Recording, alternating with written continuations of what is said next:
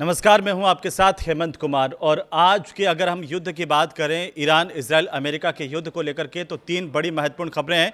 तीन बड़ी महत्वपूर्ण खबरें क्या है, जल्दी जल्दी इसको ज़रा समझ लेते हैं। पहली तो बड़ी खबर यह है इस युद्ध को लेकर के कि सऊदी में अब ऑयल रिफाइनरी पर अटैक हुआ है, हमला हुआ है। और यूएई और कतर के जो तेल गैस प्लांट है उस पर भी ड्रोन अटैक हुआ है। सऊदी ने कहा कि ईरान सब्र का इम्तिहान नहीं लें, और दूसरी तरफ अमेरिका है जो कह रहा है कि ईरान तो हार चुका है, जंग अब ख़त्म कर देनी चाहिए। और तीसरी तरफ है ईरान जो ये कह रहा है कि हम युद्ध कब खत्म होगा, इसकी शर्त यह है कि हमें युद्ध का हर्जाना दे दिया जाए। चौथी बड़ी बात अब तक ये निकल करके सामने आई है कि ईरान की अपनी एक रणनीति है। जैसे हमने पहले वाले वीडियो में बताया था कि अमेरिका इस रणनीति पर काम कर रहा है कि जो टॉप लीडरशिप है ईरान की उसको ख़त्म कर दो, और वो ख़त्म हो जाए तो देश कौन चलाएगा। अब यह है कि ईरान में जितने बड़े नेता मारे गए हैं उसके बाद उनकी जगह नए नेताओं ने ले ली। और जैसे कि मैंने पहले वीडियो में भी बताया था कि कैसे जो ईरान के पहले सुप्रीम लीडर खामेनेई की मौत के बाद, और खामेनेई जब तक जिंदा थे तब तक उन्होंने इस पर काम किया कि अगर विशेष परिस्थितियों में अगर ईरान की टॉप लीडरशिप समाप्त हो जाती है तब भी युद्ध कैसे जारी रखा जाए, वो ब्लूप्रिंट जो है उस पर ईरान काम कर रहा है। उससे अब एक कदम आगे ईरान बढ़ गया है। और आपको बता दूं कि ईरान चाहता है कि उसके लिए युद्ध जीतना भी नहीं है। वो ये कह भी नहीं रहा है ईरान कि हमें युद्ध जीतना चाहते हैं, लेकिन वो कह रहा है कि युद्ध जितना लंबा चलेगा अमेरिका की कमर टूटती चली जाएगी। इसके साथ साथ कौन से ऐसे देश हैं जो इस युद्ध के बाद जो है वो परेशानी में आ सकते हैं, उस पर भी बात करेंगे। और सबसे बड़ी बात जो है वो ये है कि अब आखिरकार इस युद्ध में आगे क्या हो सकता है। होर्मुज स्ट्रेट जिसको लेकर के बार बार आपने नाम सुना, ये होर्मुज स्ट्रेट, यहाँ से जहाज़ नहीं निकल रहे हैं, परेशानी आ गई है। लेकिन अब वो होर्मुज स्ट्रेट आगे ईरान के लिए कमाई का जरिया कैसे बन रहा है ये भी हम आपको बताएंगे। तो इस वीडियो में सबसे पहले चलिए आज हम बात करते हैं कि आखिर कहां कहां हमले हुए हैं। क्योंकि अमेरिका, इजराइल और ईरान की इस जंग के बीच में सऊदी अरब के यनबू जो पोर्ट है उस पर सैम रेफ ऑयल रिफाइनरी पर हवाई अटैक हुआ है, हमला हुआ है। ऑयल रिफाइनरीज को अब निशाना बनाया जा रहा है। हमने देखा कि कैसे ईरान की ऑयल रिफाइनरीज को निशाना बनाया गया। इसके बाद में ईरान ने भी, चाहे वो यूएई हो या फिर कतर हो या फिर आपको बता दें कि सऊदी अरब हो, तमाम जगहों पर ऑयल रिफाइनरीज को निशाना बनाया है। और अब ईरान के जो हमले हो रहे हैं उसके बाद सऊदी अरब पूरी तरह से दहशत में है वहाँ पर जिस तरह के हमले हुए हैं। और अब ये बड़ी जानकारी सामने आई है कि ईरान को कड़ी चेतावनी सऊदी की तरफ से दी गई है। कहा गया कि हमारी सब्र का इम्तिहान ईरान ना लें। लेकिन जो सऊदी के विदेश मंत्री हैं फैसल बिन फरहान अल सऊद, उन्होंने ये कहा कि हमारे देश के पास ईरान को जवाब देने के लिए पूरी ताकत है, हमारी सब्र का इम्तिहान ना लें ईरान, ये चेतावनी दी है। लेकिन आप देखिए इस जंग से जुड़ी हुई जो सबसे महत्वपूर्ण बात है वो ये है कि अब ईरान के जो विदेश मंत्री हैं अब्बास अरागची का यह बयान जो है वो बहुत महत्वपूर्ण है कि इस युद्ध के बाद अब ईरान को क्या मिलेगा, इस पर ईरान सोच रहा है, इस पर ईरान एक ब्लूप्रिंट बना रहा है। और ईरान ने जिस तरीके से हमले किए हैं वो आपको बताएं कि चाहे वो साइप्रस हो, इजराइल हो, और इसके अलावा सऊदी अरब, बहरीन, कुवैत, कतर, यूएई और ओमान, ये तमाम जगह जहां पर अब ईरान के हमले तेज़ हैं। लेकिन सबसे बड़ी बात क्या है कि आपको बता दें कि इस युद्ध की वजह से ब्रिटेन में आप सोचेंगे कि जो गैस की कीमतें हैं वो 130% तक बढ़ चुकी है।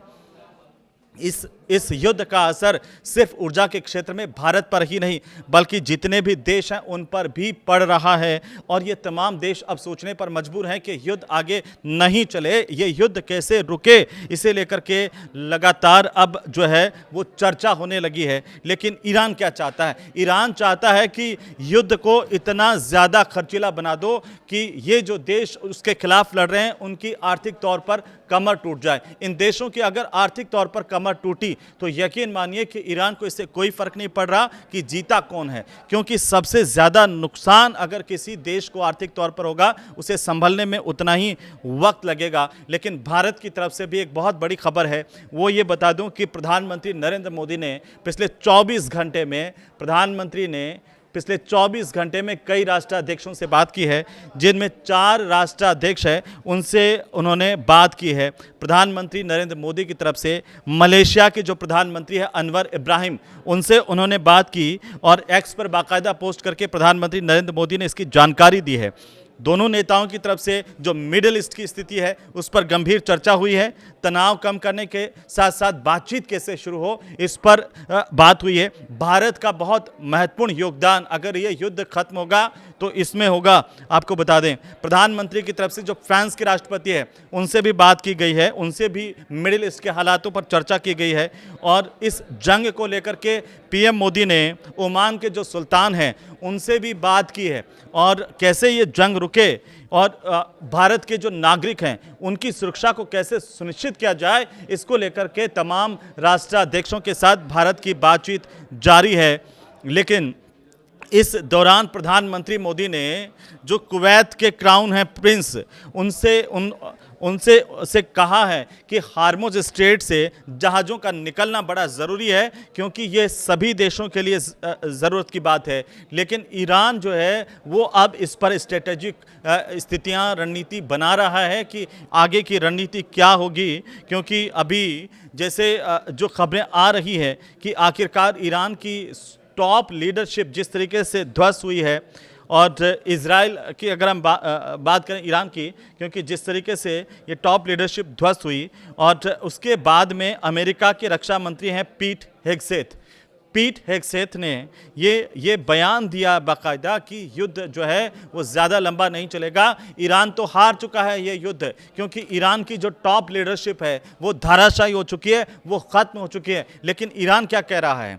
ईरान ये कह रहा है और ये चाहता है, जैसे मैंने ब्लूप्रिंट का जिक्र किया था कि ईरान को भी पता है कि उसकी टॉप लीडरशिप ध्वस्त हो चुकी है। तो सवाल यह कि जब ईरान में इतने ख़राब हालात हो चुके हैं जंग को लेकर के, तब भी ईरान इस जंग को रोकने के लिए आगे पहल क्यों नहीं कर रहा? अब आप इस बात को समझिए कि जो तमाम दुनिया के विशेषज्ञ हैं वो ये कह रहे हैं कि ईरान अब उस रणनीति पर काम कर रहा है, उसे कोई फर्क नहीं पड़ता कि युद्ध जीतें या हारें, लेकिन इस रणनीति पर अब ईरान काम कर रहा है कि युद्ध को इतना ज़्यादा महंगा बना देना है कि सामने वाला जो देश है वो इस युद्ध को जारी ही नहीं रख पाए। ये स्थिति आप देख रहे हैं कि ईरान की तरफ से जो क्लस्टर मिसाइलों का उपयोग किया गया, एक मिसाइल छोड़ो और उसके साथ में 50-60 एक साथ हमला होता है, 50-60 मिसाइलों का अटैक होता है। तो ऐसे में जो सामने वाले की जो रक्षा प्रणाली है उसमें इन मिसाइलों को, क्लस्टर मिसाइलों को ख़त्म करने के लिए कितनी मिसाइलों की ज़रूरत होगी। एक मिसाइल उनकी जो है वो इस सामान्य से क्लस्टर मिसाइल को मारने के लिए लग रही है, वो करोड़ों रुपए की है, करोड़ों रुपए की, और डॉलर्स में बात करें तो कई लाखों डॉलर्स की हैं। तो ऐसे में उन जो राष्ट्र हैं जो लगातार ईरान के हमले झेल रहे हैं उनके लिए ये मुसीबत हो गया है कि कैसे वो ईरान को रोकें। और ईरान जो है वो इसी रणनीति पर काम कर रहा है कि सामने वाले जो तमाम देश हैं उसके सामने उनकी आर्थिक कमर टूट जाए और वो इतने कमज़ोर हो जाए कि वो युद्ध जारी आगे नहीं रख पाएँ। तो ऐसे में ऐसी स्थिति अगर आएगी तो क्या होगा? ऐसी स्थिति आएगी तो ईरान जो है वो सौदेबाजी के पूरी तरह से रणनीति पर काम करेगा। ईरान जो है अपनी शर्तें दुनिया के सामने रखेगा। शर्त नंबर 1 क्या है? शर्त नंबर 1 यह है कि ईरान कहेगा कि उससे युद्ध में जितना नुकसान हुआ है उसका हर्जाना दीजिए। दूसरी क्या शर्त है? ईरान कहेगा कि हॉर्मुज स्ट्रेट से जितने भी जहाज गुजरेंगे वो ईरान को टैक्स देंगे। आप सोचिए, अगर यहाँ से जितने भी जहाज अगर अलग अलग देशों के गुजरेंगे वो ईरान को टैक्स देंगे तो ईरान की आर्थिक स्थिति उससे बेहतर हो जाएगी। अब देखिए कि ओमान ने क्या कहा है। ओमान के जो विदेश मंत्री हैं बद्र अल बुसैदी, उन्होंने ये कहा कि अमेरिका अपनी विदेश नीति को ठीक से संभाल नहीं पा रहा है। अमेरिका के अंदर इतनी ज़्यादा क्राइसिस अब इस युद्ध की वजह से आ रही है या आएगी जिसकी कल्पना शायद अमेरिका ने नहीं की थी। और इसीलिए कुछ लोग कह रहे हैं कि जो है वो उड़ता हुआ तीर जो है वो अमेरिका ने ले लिया इस युद्ध को लेकर के, क्योंकि अमेरिका को ये नहीं पता था कि हालत ऐसी हो जाएगी। अब आप सोचिए कि भारत में गैस की कीमतें सिर्फ 60 रुपये 65 रुपये बढ़ी है, लेकिन कुवैत और कतर पर हमले के बाद जो नेचुरल गैस की कीमतें हैं उसमें 35% का इजाफा हो रहा है। $112 प्रति बैरल तक बढ़कर के ये कीमतें पहुंच गई है। जो ब्रेंट क्रूड ऑयल है, तेल का वैश्विक मानक माना जाता है, उसकी कीमत बढ़ी है, आज वो बढ़ी है $112 प्रति बैरल तक। तो कैसे लगातार ये बढ़ती जा रही है कीमतें, ये दुनिया के तमाम देशों के लिए जो है वो परेशानी का सबब है। और अब ईरान जिस तरीके से ऑयल रिफाइनरीज को निशाना बना रहा है, तेल रिफाइनरीज को निशाना बना रहा है, उससे तो सारे के सारे ये जितने भी देश हैं उनमें भी अंदरूनी तौर पर दहशत फैली हुई है। वो भी ये चाहते हैं कि अब जो है वो युद्ध रुकना चाहिए, क्योंकि इस युद्ध को चलते हुए करीब 20 दिन का वक्त गुजर चुका है। और ऐसे में रोज़ाना ये सवाल कि कौन जीत रहा है, कौन हार रहा है। और अमेरिका तो कह चुका है कि ईरान ये युद्ध हार गया, लेकिन ईरान क्या कह रहा है? ईरान कह रहा है कि आइए मैदान में देखते हैं कि कौन हार गया, कौन नहीं हार गया, क्योंकि वो जानता है कि जिस तरीके से वो अटैक कर रहा है और सबसे भीषण अटैक बढ़ गए हैं। अभी ईरान के जो हमले हैं वो और ज़्यादा तेज़ी से हो रहे हैं।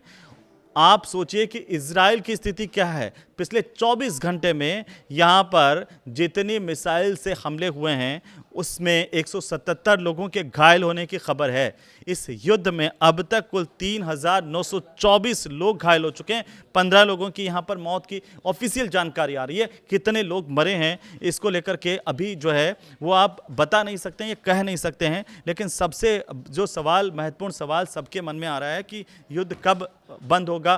क्या यह ईरान युद्ध हार गया तो ईरान के लिए अब यह मायने नहीं रख रहा कि वो युद्ध हारे या जीते, लेकिन ईरान जो है वो अपनी नई शर्तें रख रहा है। और अब जब फाइनल स्टेज पर बातचीत होगी, ईरान तो चाहता यही है कि ये इतनी ज़्यादा कमर टूट जाए इन देशों की, या अमेरिका खुद आगे चल करके बातचीत के टेबल पर आए। और जब बातचीत के टेबल पर आएंगे तब ईरान अपनी शर्तें रखेगा। और इन शर्तों के अंदर हॉर्मुज स्ट्रेट की भी शर्त होगी। इन शर्तों के अंदर ईरान जो है वो अपनी आर्थिक स्थिति को सुदृढ़ कैसे करे इसको लेकर के भी बात रखेगा। और युद्ध से जो लगातार नुकसान हुआ है उसकी भरपाई की कोशिश होगी। क्योंकि अब देखिए बाकी जो देश हैं, सऊदी की तरफ से बयान आ गया। सऊदी ने कहा कि हमारी जो सब्र है वो ख़त्म हो रही है, ईरान हमारी बात को सुने। अब तमाम देश कहने लगे हैं। और आप सोचिए कि बाकी छोटे देश हैं, उन्होंने तो ये तक कह दिया कि अमेरिका की स्थिति जो है, विदेश स्थिति, वो नीति जो है वो डामाडोल हो गई है। उसको लेकर के भी अब लगातार सवाल खड़े हो रहे हैं। तो क्या अब इस युद्ध में अमेरिका अकेला खड़ा हुआ है? अब जल्द वो दिन आने वाला है जब सभी देशों की बातचीत शुरू होगी और सब लोग कहेंगे कि इस युद्ध को खत्म कीजिए। लेकिन इस युद्ध से जो नुकसान हुआ, जो आर्थिक कमर टूटेगी जिन देशों की, उनके सामने क्या विकल्प होंगे। लेकिन ईरान अपनी स्थिति को सामने रख करके चल रहा है। आखिर ये वीडियो आपको कैसा लगा हमें कमेंट करके ज़रूर बताइए और इसे लाइक कीजिए, शेयर कीजिए। नमस्कार।